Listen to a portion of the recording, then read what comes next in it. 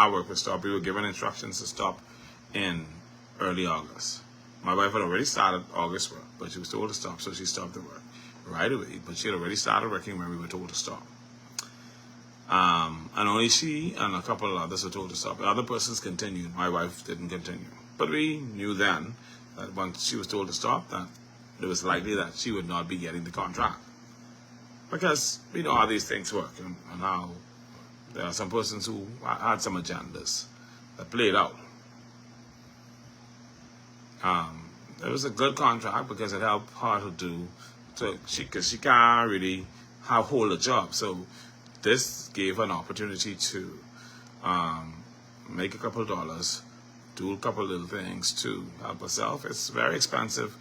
It was a very expensive undertaking, but we did it, and it helped us, because she needed to do what she needed to do. It was a struggle.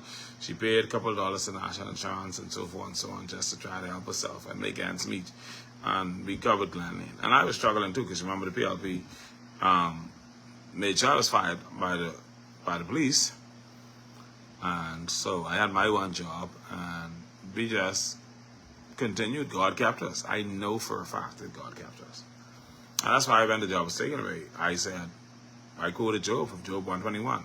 The Lord giveth, and the Lord taketh away. Blessed be the name of the Lord. All right, so the other day my wife went, because this happened, I think, on Thursday of last week. On Thursday of last week, they were supposed to have their meeting, or whatever day they were supposed to have their meeting. And my wife had an encounter with Jackson Jolly. He's a member of the Deep Town Committee. Jackson Jolly asked her if anybody had spoken to us about our contracts. She told him nobody had spoken to her, nobody had spoken to me. Because of course, somebody, because we both, after we were told to stop, then they told us, both of us submitted a bid for, to work. I submitted one for $1,500. My wife submitted one for $1,600. It was initially $1,000, and it was increased to $500 when they asked us to submit a bid for the park. We submitted the bid for the park for $500, and so that's how it got to $1,500.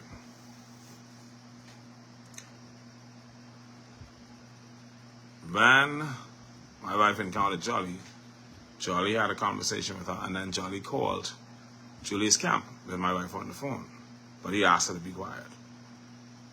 And Jolly asked Julius Kemp about the contracts, and Julius Kemp explained what his position was, and explained that they were splitting the contract. No one person was going to get all the contract.